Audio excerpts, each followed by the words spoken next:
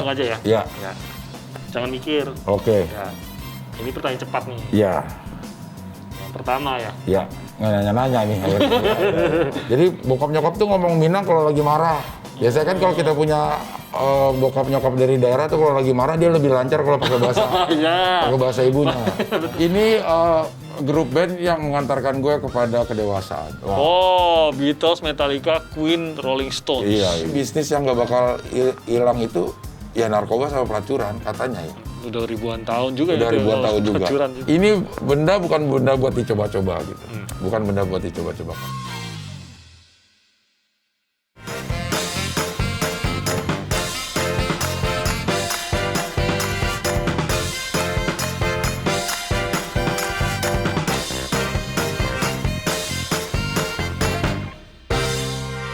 Jumpa lagi di VVIP bersama saya Timothy Marbun. Bayangkan kalau Anda harus melucu di saat hati Anda sedang tidak ingin melucu. Inilah pekerjaan seorang pelawak atau komedian di Indonesia atau dimanapun berada. Nah, saya sekarang berada di depan rumah seorang komedian Indonesia yang juga nanti selain berbagi mengenai karirnya, juga mengenai kisah hidupnya yang sebagian ternyata sempat terlibat dalam narkoba. Saya masuk ke dalam rumah dari Cing Abdel. Assalamualaikum. Waalaikumsalam. Wah, Cing Abdel apa kabar? Baik, alhamdulillah. Cing Abdel. Kita masuk sini, masuk. Oke, boleh ya? Iya. Biasanya masuk ke Kompas TV, sekarang Kompas TV Iya, masuk ke rumahnya. oke, masuk, yuk. boleh, kita masuk, kita masuk. Ayo tim, sini tim. Yuk. Wah. Silakan. Inilah rumahnya Cing Abdel. Iya. Rapi loh. Saya nggak nyangka di balik jiwa yang begitu lucu ada rumah yang begitu serius digarap. Iya. Jadi di sini udah berapa lama nih, Cing? Di sini kira-kira hampir setahun deh, Oktober tahun lalu. Berarti masih lumayan baru lah. Masih lumayan baru gitu. Didesain sendiri kah atau? Kalau desainnya sendiri, cuma kan kalau bikin gambarnya kan harus orang yang ngerti ya, karena gambar kerjanya itu itu dibikin sama orang desainer. Jadi Cuman kasih ide-ide, nanti dia yang visualin gitu ya? Iya betul, gitu. Merancang sendiri? Merancang berdua sama istrinya sendiri. Kayaknya banyakan istrinya kan? Iya, kalau ini kayaknya lebih banyak ke istri sih, sentuhan istri. Kita sebagai bapak-bapak paham lah. Bener. Iya saya ikutan, padahal kita tahu kita cuma bagian oh iya bagus mah. Benar, iya. Manusia kan bisa berencana, anggaran juga. Betul sekali. Apalagi ini di tengah pandemi kan? Iya. Jadi dibangun di tengah pandemi. Tengah pandemi, jadi terseok-seok lah membangun ini, itu. Job berkurang dong waktu pandemi. Banget, jauh. Nah, nanti kita akan lebih jauh lagi mengeksplor. Saya mau buka dengan mengajukan 5 pertanyaan cepat. Oke. Untuk Cing Abdel. Untuk Rapid kita nih, rapid test. Antigen atau apa? Ini nggak pakai colok-colokan ini udah pokoknya. Pertanyaan cepat, langsung dijawab saja. Apakah pilihan pertama atau kedua? Langsung aja ya. Iya. Ya. Jangan mikir. Oke. Ya. Ini pertanyaan cepat nih. Iya. Yang pertama ya. Iya. Nggak nanya-nanya nih. Oke. Mie ayam atau bubur ayam? Mie ayam. Mie ayam. Oke. Kaos hard rock atau batik? Hard rock. Waduh. Iya. Penyiar radio atau presenter TV? Presenter TV. Presenter TV. Iya. Mending dimarahin sama istri atau dimarahin sama mama Dede? Kayaknya sama Mama Dede deh. Iya. Ngomong pakai bahasa Minang, apa logat Betawi? Betawi. Waduh, padahal Betawi. darahnya darah Minang. Darah Minang. Darah mah murni Minang karena sebenarnya campuran. Nah, Nyokap Padang, bokap Padang nyampur jadi gue. ya. Oke, nggak apa-apa. Mungkin Padangnya beda-beda berapa kilo gitu Iya, maksudnya satu ya. di Padang Kota, satu di Tabing ya. Oke. Anak-anaknya jadi darah Minangnya tuh murni, tapi karena udah tinggal di daerah Betawi dari tahun nyokap bokap tuh tahun 50-an lah di daerah Pisangan. Jadi ada dua kebudayaan gitu, gue kalau di luar rumah di besar lingkungan gue Betawi, tapi kalau di dalam rumah itu budayanya Minang. Tapi ngomong bahasa Padang nggak? Bahasa Minang nggak? Oh, pasif. Oh pasti. Ngerti? Kalau bokap nyokap iya. Iya, jadi bokap nyokap tuh ngomong Minang kalau lagi marah. Biasanya kan kalau kita punya bokap nyokap dari daerah tuh kalau lagi marah dia lebih lancar kalau pakai bahasa ibunya. Betul. Nah jadi ngerti orang ngomong tapi Kalau disuruh ngomong, iya vocabnya kurang gitu. Tapi ngerti lah kalau orang ngomong. Kalau ngomong bahasa Betawi lancar. Lancar. Karena kan lebih banyak di luar rumah kita Nah, baru sebenarnya. saya mau bilang, berarti ketahuan lebih banyak di luar rumah daripada di rumahnya bener. jadinya gitu. Iya. Jadi lebih milih kalian kalau mau bercandaan bahasa Betawi dibandingkan bahasa Minang. Iya. Sampai sekarang pun gitu ya? Iya, sampai sekarang kayak begitu, Mas. Mie ayam dan bubur ayam ini kenapa memilih? Bubur ayam tadi, mie ayam. Mie ayam. Kayaknya gue emang lebih, kalau mie ayam, gue kayaknya hampir semua mie ayam gue doyan. Oh, jadi termasuk kaum pecinta mie ayam. Mie ayam, Oh, ya. gitu. Kalau bubur ayam gue cuma satu doyannya itu di depan kompleks sini. Kalau mie ayam tahu tuh, Jakarta Barat di mana yang enak, Timur di mana yang enak, Selatan. Kan gue bikin YouTube, salah satu kontennya itu adalah Makan, ya. makan. Terus mie ayam ini udah setahun lebih lah gue. Itu daerah segini aja belum habis. Tukang mie ayam banyak banget Tim ternyata. Beda bergeser berapa meter udah ada Udah lagi. ada Ya, lagi. tapi kan nggak semuanya enak. Nah kalau buat gue mie ayam itu udah pasti enak.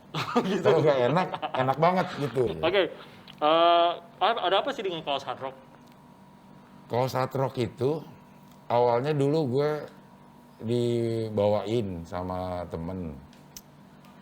Dia dari mana yang pertama ya? Terus gue lihat modelnya simple kayak gini nih. Dulu kayaknya ya, dulu banget waktu gue remaja-remaja gitu. Kaosnya itu cuma warnanya tuh hitam sama putih. Iya. Terus pakai logo yang di sini. Iya. Sederhana gitu. Dan Klasik. itu aja loh gue cuma lokasi tok yang Iya, beda-beda. yang berubah gitu. Ternyata bagus juga nih, terus jadi pakainya juga enak gitu. Akhirnya begitu gue udah bisa jalan-jalan, Beli setiap sendiri. kota yang gue singgahin yang ada hard rocknya, gue beli hard rock. Atau ada teman gue yang jalan-jalan, yang Titip. kotanya belum punya, gue titip. Atau ada teman gue yang udah tahu, gue suka hard rock, kadang dia di sana dia tawarin gitu. Tahu-tahu pas balik sini ngasih oleh-oleh. Ngasih gitu, oleh-oleh, maksudnya. gitu. Jadi koleksinya udah berapa? Mungkin 60-70 kali ya. Berarti 70 negara, at least kota lah ya. Tapi ada yang sama-sama juga. Oh, ada yang sama-sama juga. Ada yang sama-sama juga Oh, gitu. oke. gitu. Oke, penyiar radio atau presenter TV lebih memilih presenter TV, bukan lebih milih ya, tapi mungkin lebih nyaman di situ. Iya. Padahal bermula dari radio ya. Dari radio ya. Itu karena semata-mata pertimbangan ekonomi sih. Itu alasan terbaik. Iya. Pertimbangan ekonomi sih. Cuman mungkin secara apa ya namanya ya. Kalau panggilan jiwa, lo siaran radio juga? Enggak. Oh. Jadi saya nggak tahu rasa. Saya ini termasuk yang pernah nguji coba masuk radio nggak diterima. Oh. Kurang bawel kayaknya. Oh. Siaran radio itu ada kenikmatan tersendiri sih memang. Cuman kalau mengandalkan di situ untuk dulu ya, waktu Iya, dulu iya, ya. Kalau sekarang mungkin udah bisa hidup dari penyiar radio. Hmm. Secara ekonomi masih kurang. Kayaknya itu cuma batu loncatan aja untuk masuk ke dunia yang lebih luas. Salah satunya televisi. Salah waktu satunya itu. televisi. Ataupun entertainment gitu lah. Ya. Betul. Dulu dibayar berapa sih siaran radio? Yang gue paling ingat itu pernah 3.500 sejam. 3.500. Iya, Itu 3.000. zaman mie ayam berapa harganya? Nah itu tahun sekitar tahun 91 dah. 91. Saya perkirakan mie ayam tahun 91 masih sekitar gopean lah ya, 400-an kali ya. Kayaknya nggak nyampe deh. Kayaknya sampai 200-an ya. Iya, sekitar 250 ya. segitu. Tapi lumayan dong, berarti 3.500 pada waktu itu. Lumayan lah. Pokoknya gue take home pay-nya itu sekitar 300 berapa ribu gitu setiap bulan. Setiap bulan, tapi tahun 91. Tapi tahun 90. Tapi nggak cukup waktu itu ya. Nggak cukup lah. Habis buat di ongkos-ongkos aja itu. Habis dia kocok-kocok. Oke. Tapi kan penyiar radio itu dulu prestis gitu. Siaran radio di mana aja itu prestis gitu ya. Karena hiburan kita ya cuma TV sama radio. Radio. Dan radio itu kalau buat para penggemar radio itu, si penyiar itu kayak rockstar gitu. Jadi militan penggemarnya si radio itu. Cuman ya segitu satu frekuensi aja. Misalnya lo ngetop di 101,6, geser dikit 101,7 udah nggak ngetop. Iya, gitu. udah beda lagi. Udah kan. beda lagi. Fansnya beda lagi. Tapi emang inget sih, dari dulu kan jam tertentu Iya, si orang itu bisa, semua orang ya maksudnya tiba-tiba tune in tuh sudah sengaja jam segitu karena si penyiarnya betul. mereka suka. Iya, gitu. iya, iya. Atau lagu-lagu tertentu dulu kan, atau sih kalau saya terus terang ya, saya terus terang pendengar radio tapi zaman sekarang jauh berkurang dibanding dulu. Nah, dengerin radio satu radio atau macam-macam Dua radio? paling enggak. Iya. Ada paling mungkin maksimal 1-2 ya. Iya. Gitu, 1-2 Karena itu radio lah, memang gitu. secara teori katanya, makanya kenapa bisa begitu, kalau denger radio itu orang tuh loyalnya karena stasiun radionya. Iya. Kalau TV tuh loyalnya karena pengisi acaranya. Isinya ya. Iya, jadi bisa nonton TV berbagai stasiun, tapi Iya. radio ya itu aja yang didengerin Setuju gitu. sih. Kalaupun suka penyiarnya, karena itu dia menyiar di radio, Di radio yang memang itu. kita dengerin Benar. gitu kan maksudnya kan. Benar. Satu sebenarnya ya itu 101,6 dulu kan SK ya. Radio SK. Nah, itu saya dengerin terus tuh. Iya. Oke, berarti istri lebih galak daripada Mama Dede? Lebih galak sih enggak, jarang, marahnya jarang, cuma kalau marah apa ya namanya ya? Karena gue kan tiap hari ketemu sama dia di sini. Jadi harus dijaga hubungannya harus selalu enak gitu. Kalau Mama Dede masih bisa ngindar lah gitu ya. Masih bisa ngindar, ketemu juga beberapa jam paling gitu ya. Tapi habis itu tenang, nggak ketemu lagi, paling Iya, nggak gitu lah ya. Tapi pernah dimarahin sampai marah beneran nggak sih? Sama istri. Sama Mama Dede? Sama Mama Dede mah pernah. Gue udah tua begini, kalau dilihat misalnya belum sholat juga masih dimarahin sama dia. Diomelin bener-bener. Ya, lu udah sholat belum? Lu belum sholat. Iya, Mama sih memang dia apa namanya ya, ekspresif gitu ya. Spontan orangnya, marah ya marah, tapi setelah itu ya biasa lagi aja gitu. Jadi kalau istri yang ngingetin sholat sama Mama Dede ngingetin sholat, Cepetan Mama Dede kayaknya. lebih cepat geraknya kalau Mama Dede jadi ya. Oke. Dan tadi semua 5 pertanyaan udah saya tanyain, sedikit banyak lah latar belakang mengenai Cing Abdel. Nah, tadi saya bicara rumah, ternyata ada rancangan khusus dari rumah ini yang tampaknya menyesuaikan dengan visi Cing Abdel dan menyesuaikan dengan kondisi pandemi. Benar. Sebuah studio yang memang dirancang khusus. Iya, dirancang nggak sengaja. Nggak sengaja, secara khusus dan tidak sengaja dirancang. Kita langsung ke studionya, di mana karya-karya Cing Abdel ini dimasak, dibuat dan disajikan. Kita ke studionya usai jeda berikut ini. Tetap di VVIP.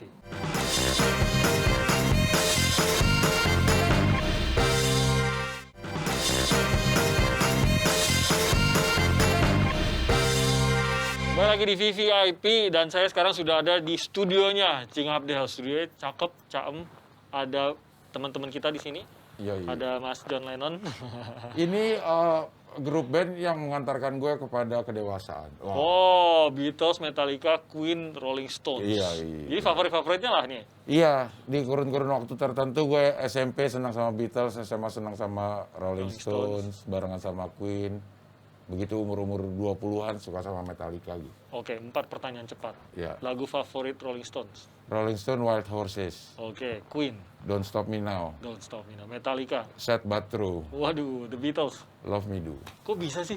Saya suruh milih satu-satu pusing saya. Bingung. Karena kan banyak, tapi emang udah tahu banget ya itu 4 lagu. Enggak yang inget di ini aja. Oh, yang pertama lewat. Karena orang kadang-kadang suruh milih The Beatles lagu favorit. Aduh apaan? Banyak gitu. Apalagi kalau ngefans banget Metallica.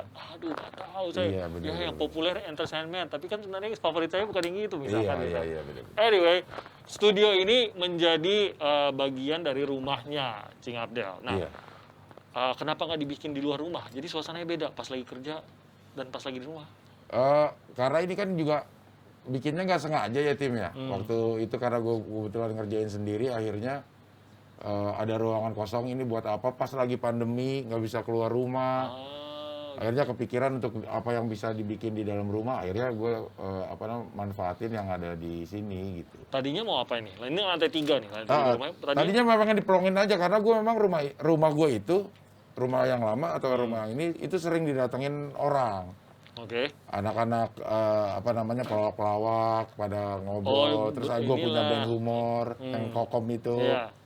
Mereka suka datang gitu. Waktu dia rumah yang lama itu tempatnya itu kurang luas dan ini gue bikin memang supaya mereka datang terus nyaman gitu aja udah. Ada tempat khusus lah. Ada tempat khusus gitu.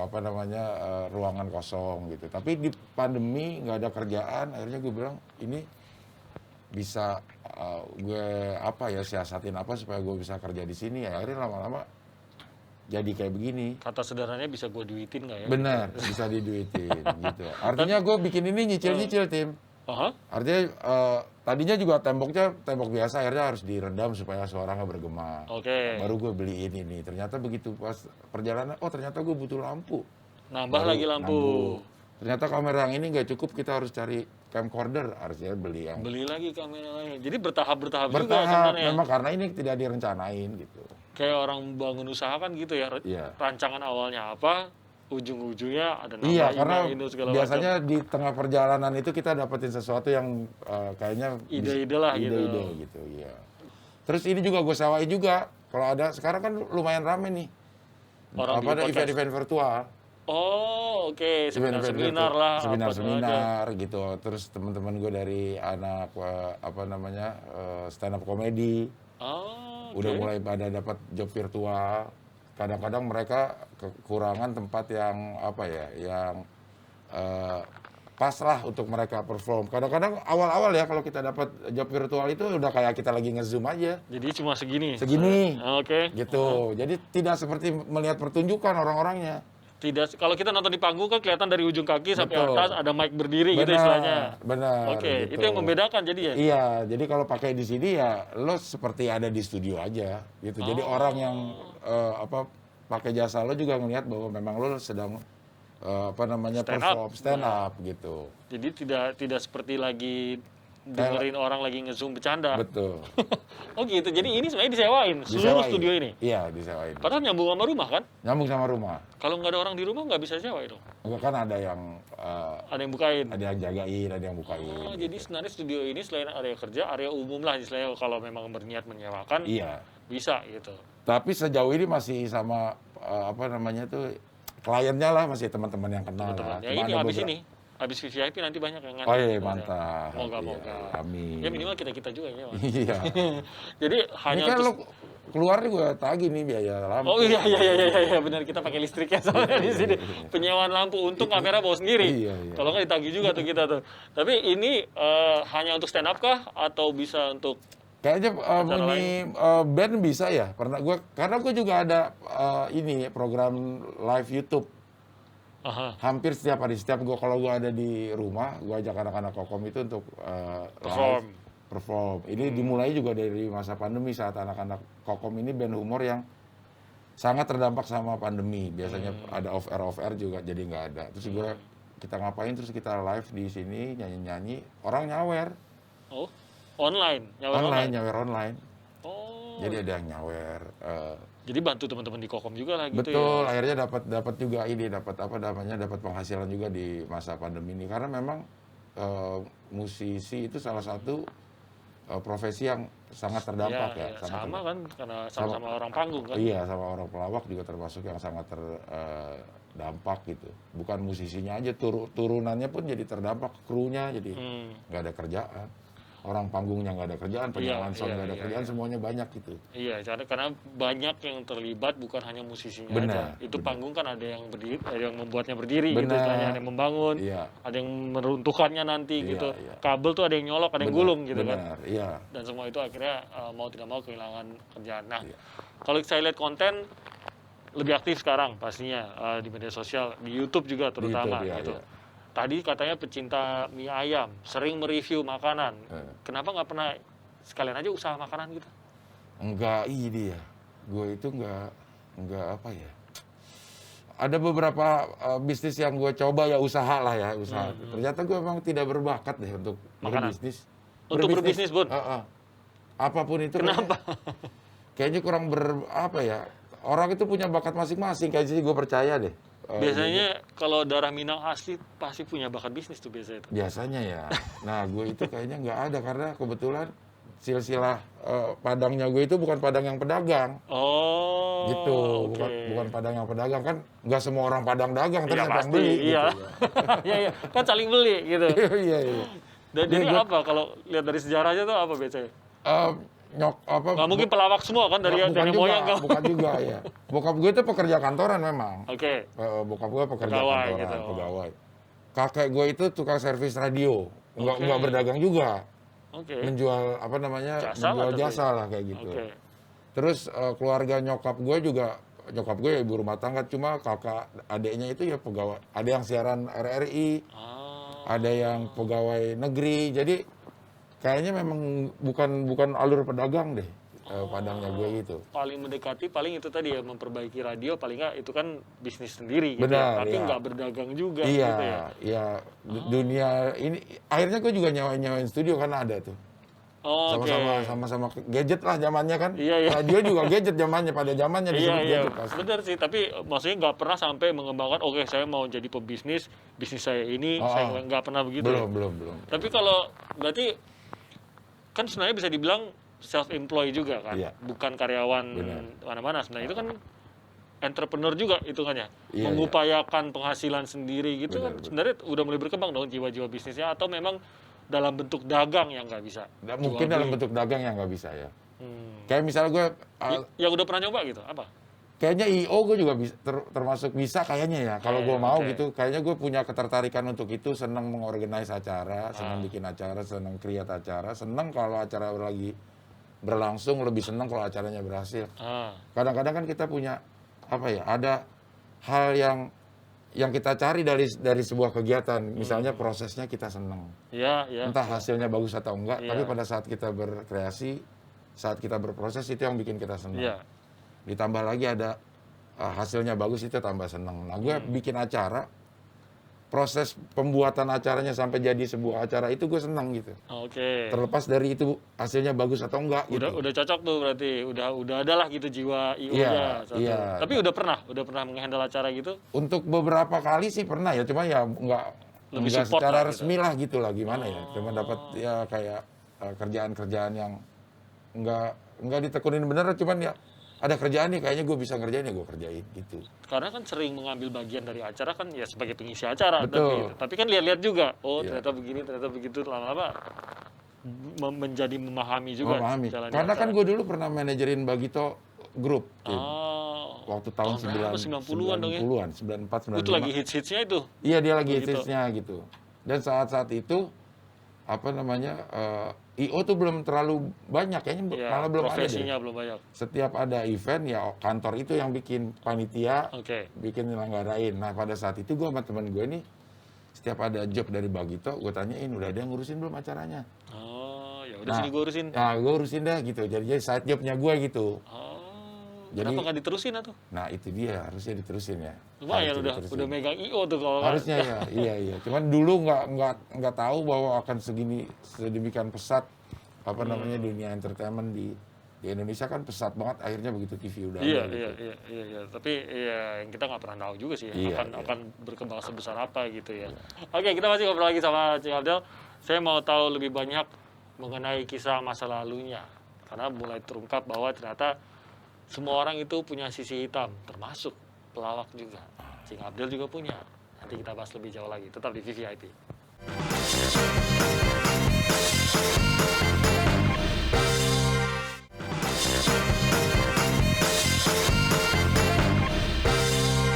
Baik lagi di VVIP, saya masih bersama Cing Abdel. Kita masih ada di studionya Cing Abdel yang ternyata disewakan juga. Kalau Anda mau menyewakan stand up comedian mungkin di sana ya, banyak nonton Kompas TV juga stand up comedian. Siapa tahu ya bisa menjadi favorit dari Cing Abdel, membantu Anda dan karir stand up Anda gitu ya. Cing. Mengenai biaya jangan dimasalahin, gue berapa aja dibayar yang penting banyak. Setuju. Semua orang pasti kayak gitu ya. Setuju dengan hal tersebut ya. Iya. Yang penting banyak, berapa bebas. Ya, banyak padahal relatif banyak gitu. Cing Abdel, saya mau sedikit menguak mengenai masa lalu. Kalau dari dulu waktu kecil gitu, pernah punya cita-cita apa dan apakah memang sempat terbersit lucu juga ya jadi pelawak atau komedian? Kalau kecil sih cita-cita ya standarnya anak kecil ya. Presiden. Iya, presiden, dokter, insinyur, yang gitu-gitu. Sebentar, saya potong dulu. Udah gede masih pengen jadi presiden nggak? Nggak. Ogah ya? Iya. Makanya itu anak kecil nggak ada yang tahu sih jadi presiden susah. Iya. Jadi itu cita-citanya? Presiden, dokter, insinyur, kayaknya cita-cita dulu dibutuhkan kalau untuk ditanya doang ya, bukan untuk digapai gitu. Ya beneran digapai. Iya. Yang penting bisa jawab pertanyaan guru.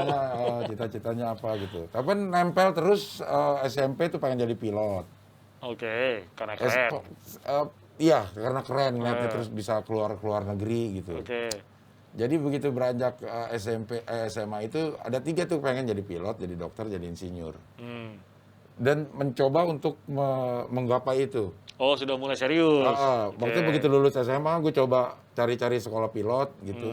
Ternyata ada tes fisik, ada apa gitu yang gue nggak kuat, jadi gue nggak ikut. Oke, mata, gigi apa segala macam kan itu harus ya. Gue nggak ikut. Terus gue coba untuk jadi dokter sama jadi insinyur, gue ikut tes UMPTN untuk masuk itu, temen nggak diterima.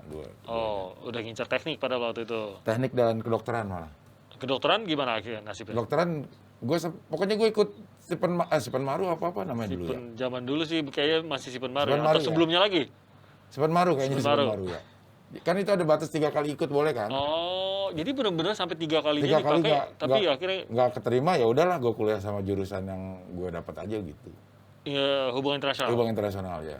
Seneng nggak pada waktu itu? Hubungan internasional? Dengan jurusannya? Enggak. Oh sebenarnya nggak senang? Nggak senang. Kenapa masih dikelarin juga? Nggak senang. Ya udah ikut 3 kali nggak dapet, ya udah terusin aja dah. Gitu. Jadi gimana tuh melewati tahun-tahun perkuliahan padahal tahu menginginkan hal yang lain? Sempat ini nggak menjalani aja? Tapi kan orang pasti mikir juga, saya sebenarnya ini mau jadi apa sih? Gitu. Iya, cuma karena kan kuliah saat itu, apalagi saat itu gue sambil kerja ya, gue udah mulai siaran tuh di Radio SK sambil kerja gitu. Jadi ada bagian gue yang ngerasa kuliah itu bukan buat gue, tapi buat orang tua. Oh, yang penting orang tua senang. Oh, yang penting orang tua senang. Akhirnya kelar dengan nilai bagus nggak? Pokoknya gue itu selama gue kuliah 7 tahun, yang A itu ya tugas akhir doang, yang lain tuh ada yang D malah, yang D kalau selama masih D boleh lulus gue ulang. Jadi memang sebenarnya nggak terlalu niat dengan mata kuliahnya pada Mata waktu kuliah itu. itu, Pokoknya saat lulus itu ya. untuk orang tua. Saat itu ya, lulus untuk orang tua. Cuman saat itu kan penyesalan selalu datang belakangan. Iya. Begitu gue udah ini, aduh coba gue dulu Kuliahnya yang kuliahnya pintar, serius gitu. Bisa jadi sesuatu juga Bisa gitu ya jadi barangnya. sesuatu. Harusnya menurut gue secara logika harusnya gue lebih dari yang sekarang, karena dulu gue leha-leha bisa ada di tempat seperti sekarang. Harusnya kalau gue dulu lebih berusaha, harusnya lebih dari yang sekarang. Itu benar sih. Jadi udah mulai serius dengan entertainment dong, karena sudah di radio kan. Benar udah serius. 7 tahun kuliah, berapa tahun yang sambil di radio tuh? Sepanjang kuliah? Sepanjang kuliah kayaknya. Karena gue selesai 7 tahun di radio tuh pengalamannya lumayan loh. Yang didapat. lumayan panjang. Cuman ada on off-nya. Gue masuk tahun 89, itu udah mulai siaran radio. Terus gue selesai di tahun 93. 94, 95 itu gue kerja di PH. Oh, Production oke. House dulu masih agak-agak jarang ya gitu. Terus gue jadi editor.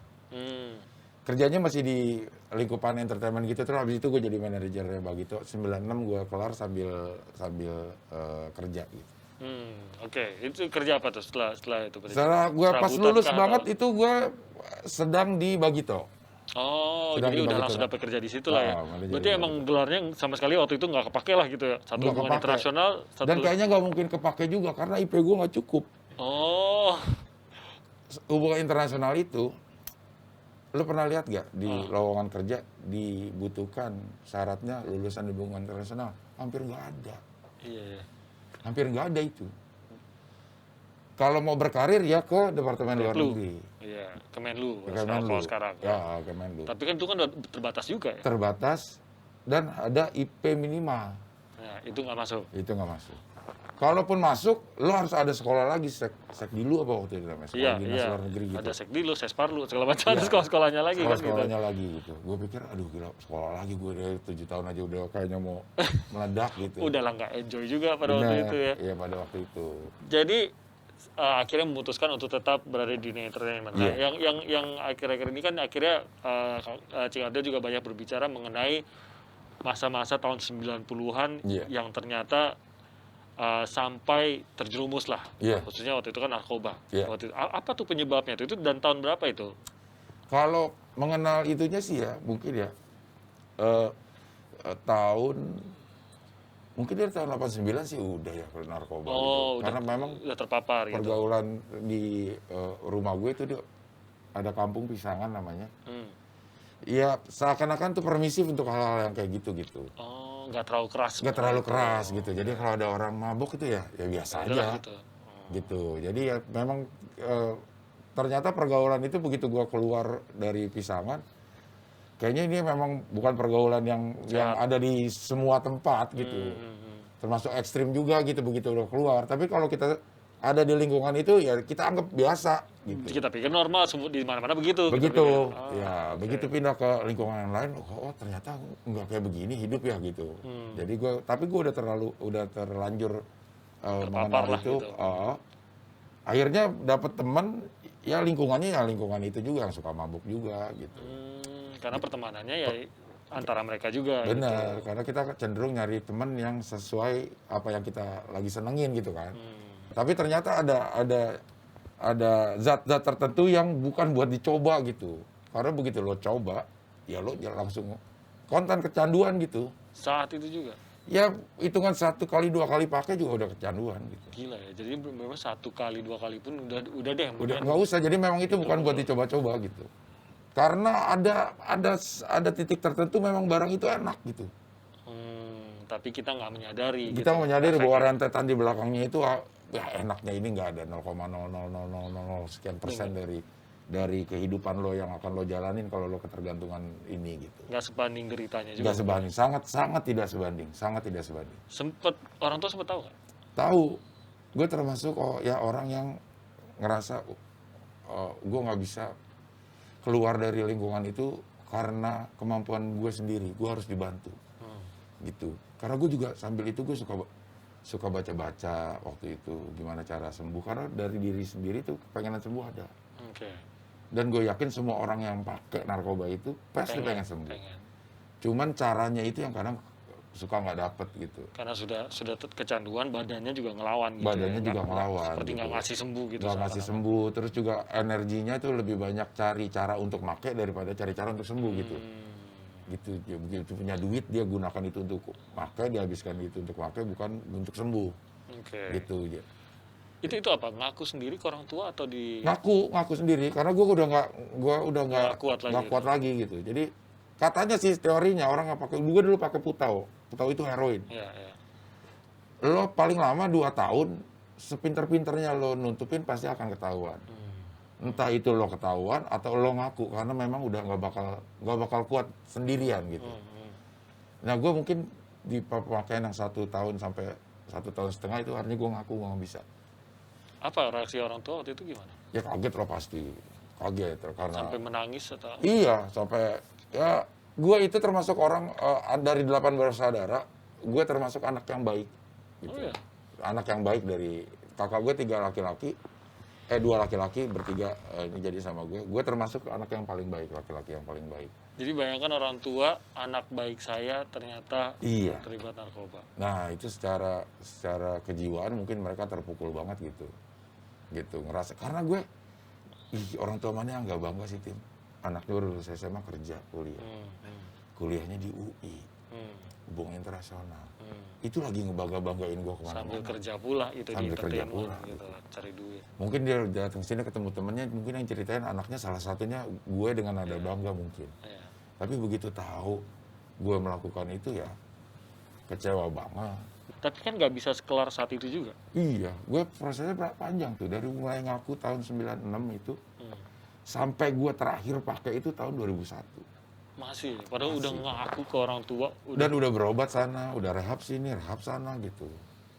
Itu ya panjang gitu. Makanya gue sangat, bukan memaklumi ya, gue sangat mengerti kalau ada orang yang kembali relapse itu pakai lagi. Ya. Pakai lagi. Karena jalan orang untuk sembuh itu macam-macam.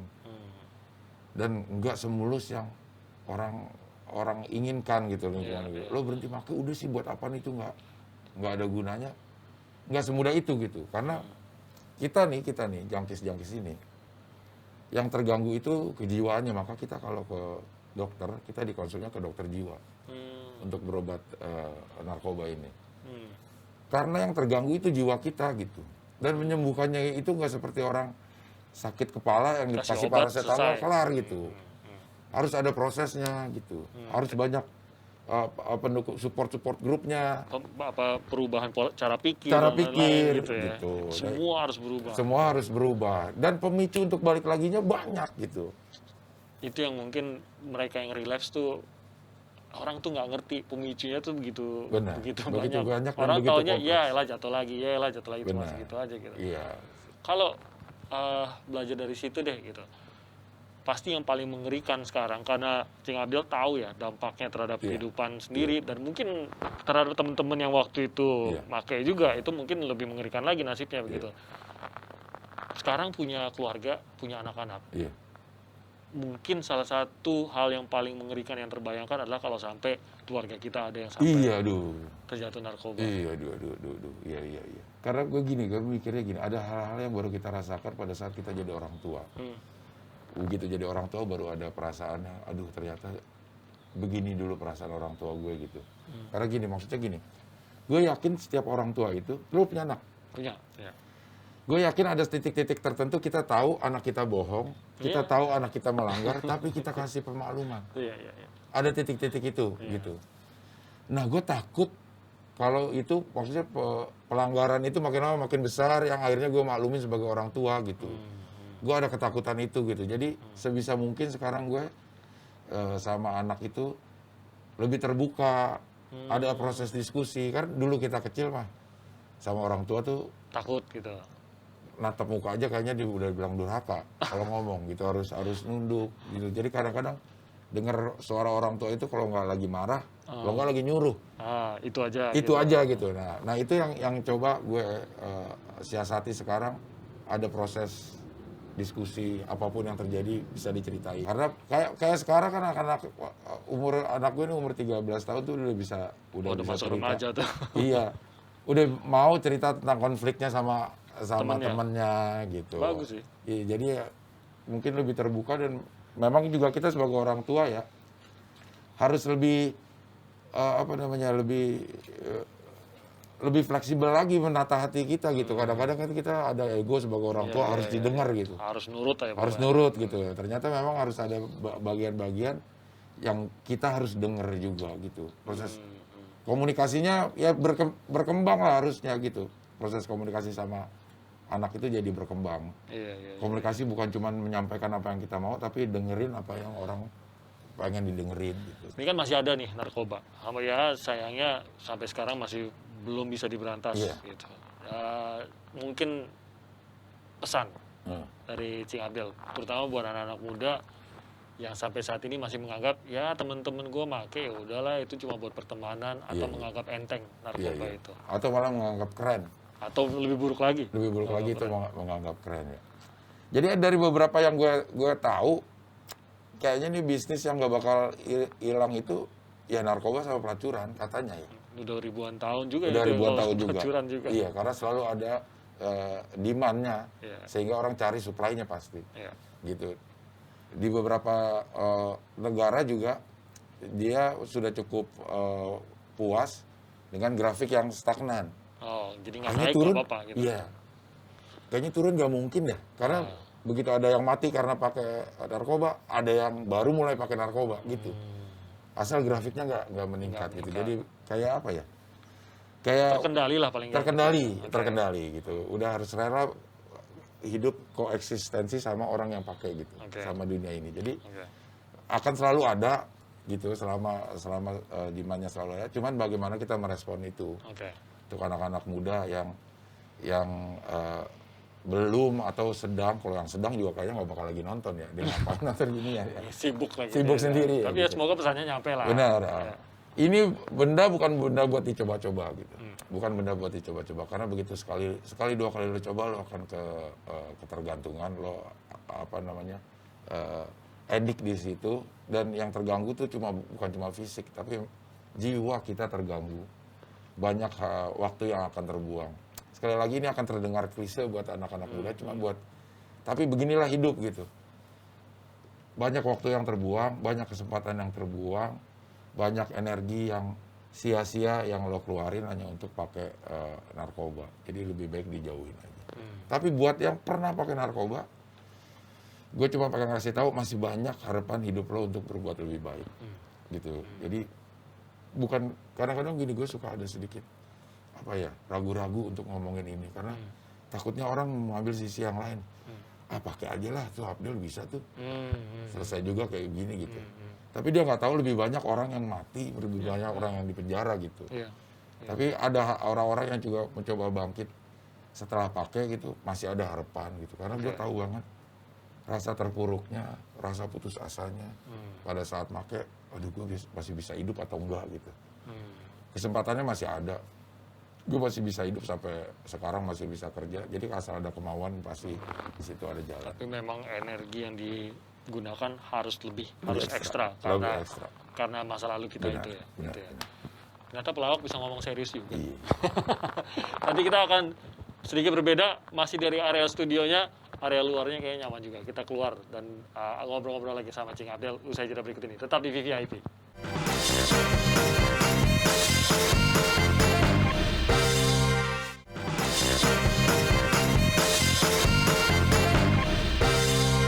Balik lagi di VVIP, masih dari rumahnya Cing Abdel. Tadi kita ada dari bawah ke studio, dan sekarang udah ada di area teras lantai 3. Iya. Ini kalau lagi stres apa gitu di sini ya duduknya? Iya, kalau ini terutama kalau malam enak ya. Kalau siang-siang gini memang Panas. pas banget matahari di sana. Oh, ini nggak ada mana nih? Ini sana barat. Oh iya, panas banget dong. Iya, jadi begitu jam-jam segini memang mataharinya lagi panas. Untung lagi hujan sih. Iya. Jadi kita agak ketutupan ya. Iya. Tapi sebenarnya untuk hari biasa ini sebenarnya panas. Panas. Jadi Tapi ini enak kalau pagi sampai jam 10 atau malam sekalian. Kalau pagi malah kehalangan. Kehalangan gitu. Oke. Iya. Jadi memang udah dirancang begitu. Saya pikir ini memang titik-titik ya, kalau malam-malam cari ide. Iya, kalau malam memang enak gitu, ada gambar lampu-lampu tuh si gedung-gedung. Oh, kelihatan Itu dari sini. ngeliatnya lumayan enak jadinya. Karena di lantai 3 sih. Iya. Cing Abdel, saya mau ke podcast. Iya. Ya, sekarang kan lagi sibuk dengan YouTube-nya, dengan Iya. podcast-nya. Iya. Kalau dari rancangan awalnya podcast memang mau dibuat lucu kah atau memang justru Namanya kan podcastnya nih, kalau ini wawancara ya. Iya. Wawancara sambil bercanda ya. Ya pengennya sih bercanda-bercanda, tapi ada juga yang sampai dalam? sampai dalam, yang ternyata teman gue itu pengen cerita serius gitu di situ. Karena gue tidak pernah menyiapkan pertanyaan, gue nggak pernah ngulik habis-habisan itu gimana. Jadi gue berjalan aja alur pembicaraan sama yang ada.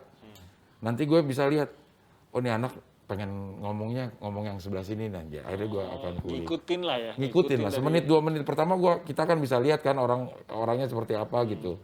Nah gue ikutin gitu supaya dia nyaman ngomong gitu aja. Oh, jadi memang ngikutin si narasumber atau yang pembicaranya lagi? Iya, jadi pertanyaan itu akan timbul dari jawaban pertanyaan sebelumnya gitu. Pengembangan ya. Oke. Gitu. Dari tadi belum ngobrol-ngobrol soal Cing Abdel sebagai figur ayah di rumah. Iya.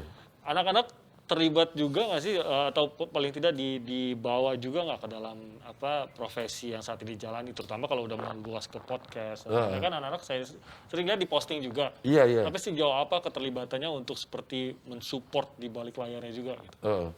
Nah, ini sama ya, sama anak-anak pada umumnya umur-umur segini memang lagi cari-cari yang baru, dan hal yang baru tuh termasuk YouTube yang baru, sosial media juga baru buat mereka gitu. Ada kepengenan mereka juga untuk bisa ikut ada di dunia itu, ya disupport aja sih. Tapi sejauh ini ya cuman angin-anginan aja, nggak serius juga mereka gitu. Cuman karena melihat, gitu. Iya, karena ngeliat lagi nonton YouTube nih, ada yang lagi review makanan, kayaknya kepengen, ayo coba bikin, gue coba bantu bikin. Tapi sekali 2 kali gue ajakin yang ketiga juga dia udah ogah sih sebenarnya. Tapi pada sibuk dengan media sosialnya masing-masing nggak ada nggak kalau anak-anak? Anak-anak gue ini punya Instagram punya. Oke. Tapi kayaknya mereka nggak posting-posting deh orangnya deh. Nggak posting-posting. Sibuk tapi ngecekin postingan bapaknya. mungkin. Tapi dia ngelihat sosial media cukup aktif lah kalau dilihat gitu. Oke. Penikmat Instagram juga, penikmat YouTube juga, jadi tahu apa yang sedang ini, TikTok juga gitu. Ikuti juga. Iya. Jadi kalau belajar dari kisah hidupnya Cing Abdel nih, terutama untuk dalam mengarahkan anak-anak itu nanti menjadi apa, itu arahannya apa? Nggak ada, justru salah satu hal yang gue dapat positif dari orang tua gue adalah dia nggak pernah memaksain gue untuk jadi apa. Asal lo bekerja serius di situ, nekunin kuliah. Kalau lo udah memutuskan kuliah, selesaikan. Kalau lo udah terjun di dunia ini, ya seriusin gitu. Termasuk anak-anak gue juga, gue nggak pernah targetin harus jadi apa. Karena anak-anak segini juga umur sebulan 2 bulan kita tanya cita-citanya udah berubah.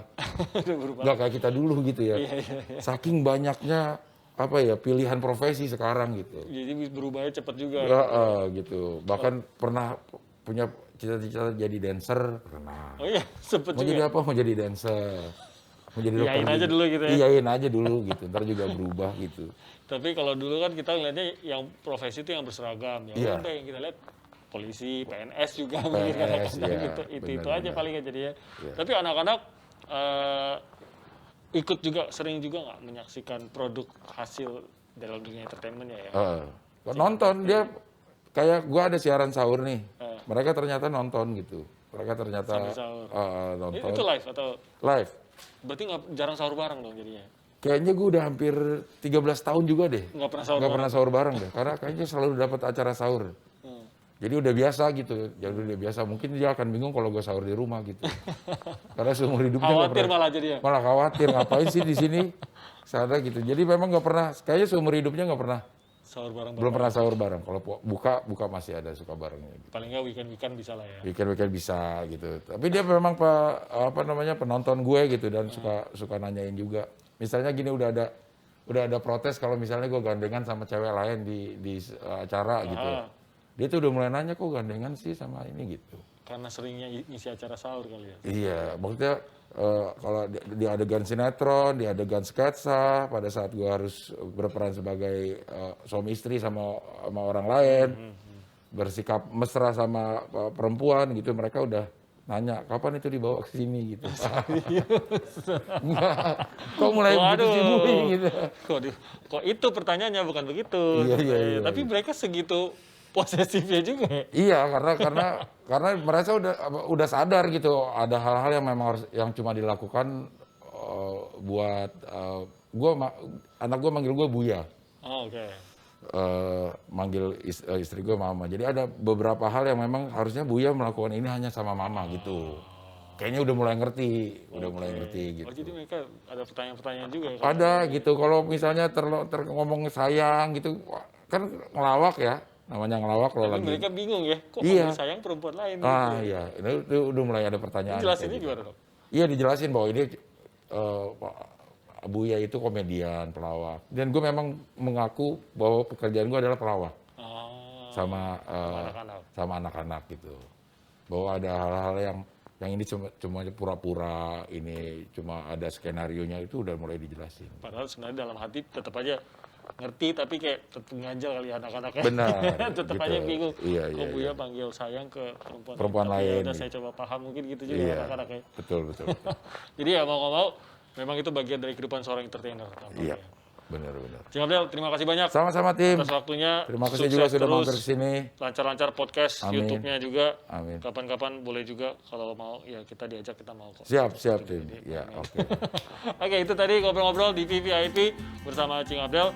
Dan kita akan hadirkan lagi tamu-tamu very interesting person berikutnya di VVIP pekan depan. Saya Timothy Marbun, sampai jumpa.